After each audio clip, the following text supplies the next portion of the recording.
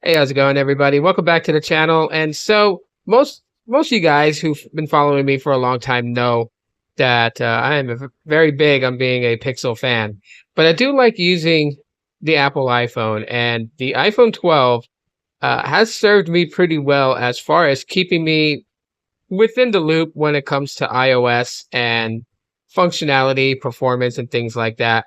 And I will say this though, and that even though that, the Pixel 8a is my daily driver and Pixels are my go-to devices, Apple does bring a certain aesthetic that I enjoy. I do like the fact that even though, it is one of the devices that, is not heavily focused on the refresh rate of the display, it's still smooth cycling through it, even though it's 60 hertz refresh. But outside of that, things like audio and app performance, it's just been great. It's a pleasure using the iPhone 12 and iOS. Currently on iOS 18 beta, not developer but public beta 2. The only caveat that I would see, and I really can't really call it as that, only because I am running beta software, and that is the battery.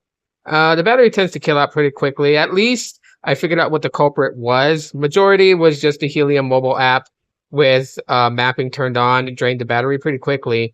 With that turned off, and battery seemed to just be decent and lasted, a good amount of time. It's not the best battery life out there, but it is what it is. And since it is my secondary device, that I just carried just so I can stay hip to the fact of iOS and what's new with iOS and be able to make content about, iOS.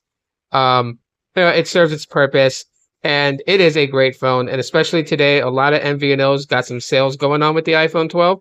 It's no slouch. It is still worth getting today, you know, August of 2024 and forward. So I agree with some people out there that say that it's a really good device. It really is, even though it is, a little outdated. But you know what? It is what it is. That's my thoughts on the iPhone 12.